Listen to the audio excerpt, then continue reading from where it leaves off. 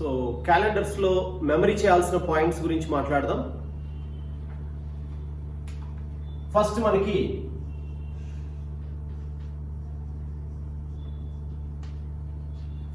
మనకి odd days count ని ఎలా చేయాలి అనే విషయం మీదే కాన్సెప్ట్ మొత్తం కూడా రన్ అవుతుంది. కాబట్టి ఆడ్ డేస్ ని కౌంట్ చేయడం ఎలాగా అండ్ ఎలా ఉంటాయి అనే దానికి ఒక బ్రీఫ్ నోట్స్ చూడండి ఎలా చెప్పుకుంటున్నాము. ఆడ్ డేస్ అనేవి 0 to 6 మాత్రమే ఉంటాయి. ఆడ్ డేస్ అనేవి 0 to 6 మాత్రమే ఉంటాయి. If more than 6 means we deduct 7s అన్నమాట. సో ఎక్కువగా ఉన్నాయి అనుకోండి, ఇప్పుడు ఫర్ ఎగ్జాంపుల్ 10 వచ్చింది అనుకోండి ఆడ్ డేస్, సో 10 లోంచి 7 డిడక్ట్ చేయాలి అంటే 3 ఆడ్ డేస్ అంటాం. అలాగే ఎన్ని డేస్ కనుక ఇచ్చినట్లయితే వాటిలో నుంచి మనం 7 డిడక్ట్ చేస్తాం, లేకపోతే 7 తో డివైడ్ చేసి రిమైండర్ ని మనం ఆడ్ డేస్ అంటాము. రిమైండర్ ని ఆడ్ డేస్ అంటాం. ఫర్ ఎగ్జాంపుల్ 100 డేస్ కి ఆడ్ డేస్ కనుక్కోవాలి. సో ఆడ్ డేస్ అంటే మనకు తెలుసు, డేస్ ని నెంబర్ ఆఫ్ డేస్ ని 7 తో డివైడ్ చేస్తే రిమైండర్ ఏదైతే వస్తుందో, ఇక్కడ రిమైండర్ ఏదైతే వస్తుందో దీన్నే మనం ఆడ్ డేస్ అని పిలుస్తున్నాం. 7 తో డివైడ్ చేస్తున్నాం కాబట్టి మనకి ఇక్కడ 0 కానీ 1 కానీ 2 కానీ 3 కానీ 4 కానీ 5 6 వరకు మాత్రమే మనకి ఈ యొక్క ఆడ్ డేస్ ఉండడానికి ఛాన్స్ ఉంది. సో అట్లాగే మనకి 100 డేస్ ఆడ్ డేస్ అంటే 100 divided by 7, 1 is 7, 3 0, 7 4s are 28, so 2. So for 100 days there are 2 odd days. So odd days అంటే ఏంటి అసలు? ఇఫ్ టుడే ఇస్ సండే, మళ్ళీ ఈ సండే ఎప్పుడు వస్తుందంటే మళ్ళీ 7 డేస్కి ఒకసారి వస్తుందండి. అంటే ద డేస్ అనేవి రీసైకిల్ అవుతూ ఉంటాయి. 1 cycle which has 7 days. 7 days తర్వాత మళ్ళీ ఇవన్నీ కూడా మళ్ళీ రిపీట్ అవుతూ ఉంటాయి. సో కాబట్టి మనం ఆడ్ డేస్ ని మనం ఎప్పటికీ కూడా మనం 7 తో డివైడ్ చేస్తూ రిమైండర్స్ ని మనం ఆడ్ డేస్, మిగిలిన డేస్ గా కౌంట్ చేస్తాము. ఓకేనా? 7 తో ఎందుకు డివైడ్ చేస్తున్నామంటే ద డేస్ మొత్తం మనకి ఎన్ని ఉన్నాయంటే 7 డేస్ ఒక వీక్ లో, అవే రిపీటెడ్ గా వస్తుంటాయి కాబట్టి. ఓకే, సో ఇది మనకి ఆడ్ డేస్ ని కనుక్కునే విధానం. మనకి ఇయర్ లో 12 మంత్స్ ఉంటాయి. ప్రతి మంత్ లో కూడాను 30 డేస్ కానీ 31 డేస్ కానీ ఉంటాయి. ఎక్స్క్లూసివ్ గా ఒక ఫిబ్రవరి విషయంలో చూస్తే 28 డేస్ 29 డేస్ ఉంటాయండి.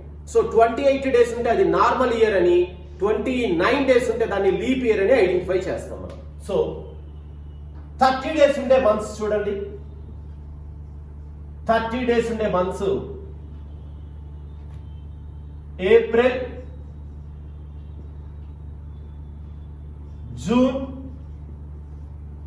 సెప్టెంబర్, నవంబర్, ఈ 4 కూడాను మనకి 30 డేస్ ఉండే మంత్స్ అంటే అది ఏ ఇయర్ అయినప్పటికీ కూడాను.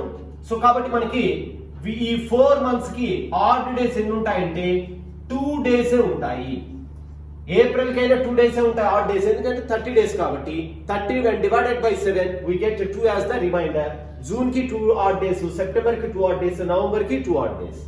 అలాగే 31 డేస్ ఉండే మంత్స్ కనుక చూసినట్లయితే 31 days January, March, May, July, August, October, December. So ఈ 7 మంత్స్ కూడాను మనకి 31 డేస్ ఉంటాయి. 31 డేస్ ఉన్న వాటికి మనకి ఆడ్ డేస్ ఎన్ని అవుతున్నాయంటే 3 ఆడ్ డేస్ అవుతున్నాయి. 3 ఆడ్ డేస్ అండి.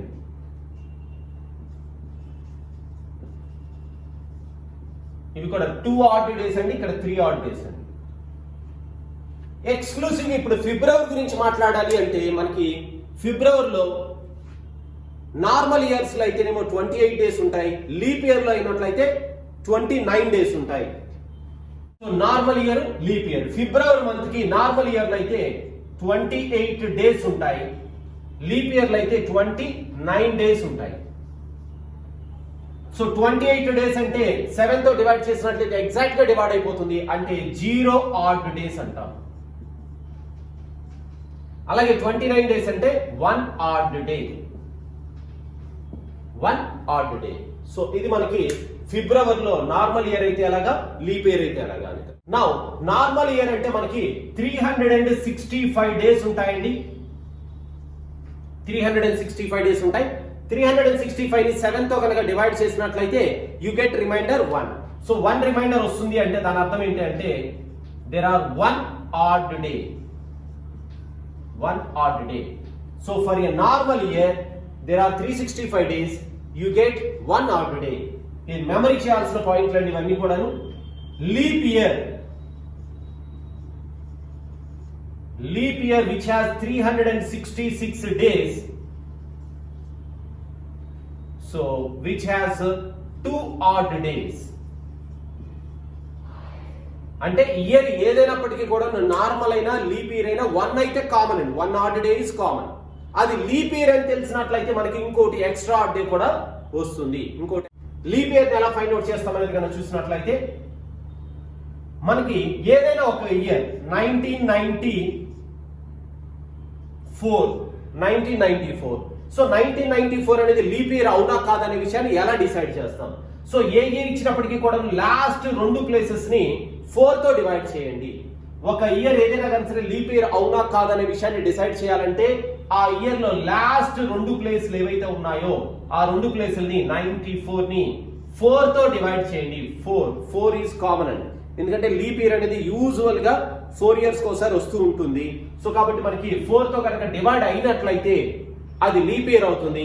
4 తో డివైడ్ కాకపోయినట్లయితే అది నార్మల్ ఇయర్ అవుతుంది.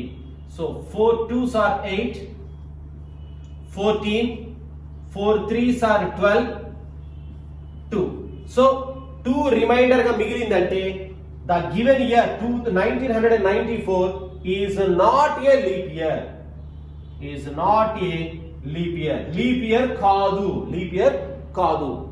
ఓకే. సో దీన్ని లీప్ ఇయర్ కాదు అంటే దీన్ని ఏమని పిలుస్తున్నామంటే నార్మల్ ఇయర్ లేకపోతే నాన్ లీప్ ఇయర్ అని కూడా పిలుస్తామండి. నాన్ లీప్ ఇయర్ అని కూడా పిలుస్తాం. నాన్ లీప్ ఇయర్ అన్న నార్మల్ ఇయర్ అన్న రెండు ఒకటే. ఓకేనా? ఇది లీప్ ఇయర్ కాదు. అదే రిమైండర్ 0 వచ్చింది అంటే ఇచ్చిన నెంబరు ఎగ్జాక్ట్లీ డివైడెడ్ బై 4 అని అర్థమవుతుంది. అంటే అది లీప్ ఇయర్ అని అర్థమవుతుంది. ఫర్ ఎగ్జాంపుల్ 1992 ఇది లీప్ ఇయర్ కాదో విషయం చూద్దామండి. యాక్చువల్గా ఇక్కడ 2 రిమైండర్ మిగిలింది కాబట్టి 2 ఎక్స్ట్రాగా ఉన్నట్లు ఆ 2 డిడక్ట్ చేస్తే 92 ఖచ్చితంగా డివైడ్ అవుతుందని తెలుస్తుంది మనకి. లేదంటే చూడండి 92 when divided by 4 2s are 8, 4 3s are 12. So remainder is 0 means the number, the last 2 places of the given year is exactly divisible by 4 means it is a leap year. It is a leap year. ఓకేనా? So అట్లాగా ఒక year leap year కాదనే విషయాన్ని మనం 4 తో divide చేయడం ద్వారా అది కూడాను వాడు ఇచ్చిన ఇయర్ లో లాస్ట్ 2 ప్లేసెస్ ని 4 తో డివైడ్ చేయడం ద్వారా డిసైడ్ అవుతుంది. Of century years.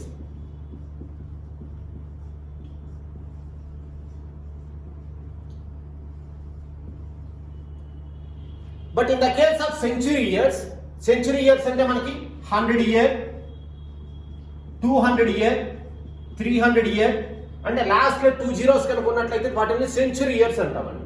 300 year, 400 year. So ఇలాంటి ఇయర్స్ ని మనం సెంచరీ ఇయర్స్ అంటాం. బట్ సెంచరీ ఇయర్స్ విషయంలో ఎప్పటికీ కూడాను అది లీప్ ఇయర్ అవుతుందా కాదనే విషయాన్ని ఎలా డిసైడ్ చేస్తామంటే 400 మల్టిపుల్స్ ఏవైతే ఉంటాయో అవన్నీ లీప్ ఇయర్స్ అండి. Leap years. మిగతా అవన్నీ కూడాను 400 తో డివైడ్ కాని అన్ని కూడాను నార్మల్ ఇయర్సే అవుతాయి. So 100 normal year, 200 year normal year, 300 year normal year. But 400 is a leap year.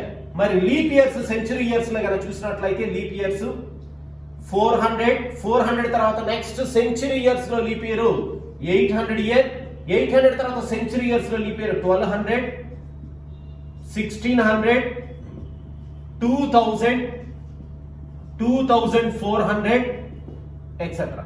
So ఇట్లాగా 400 యొక్క మల్టిపుల్స్ మాత్రమే సెంచరీ ఇయర్స్ లో లీప్ ఇయర్స్ అవుతాయి.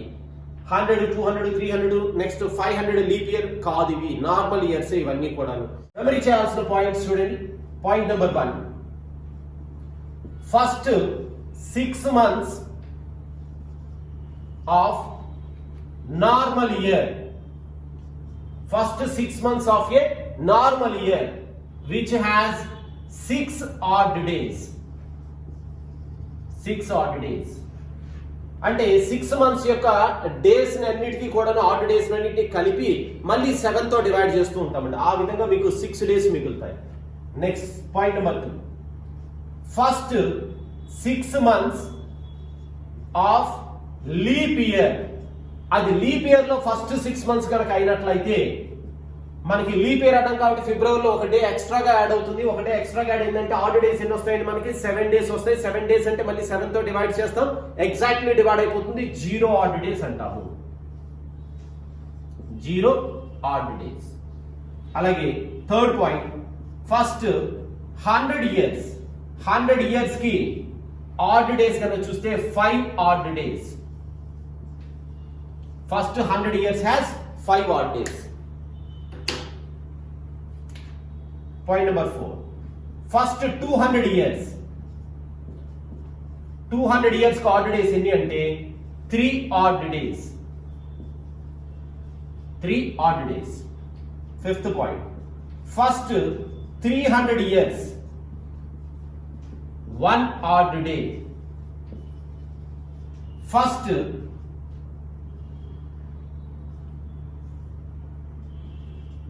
400 years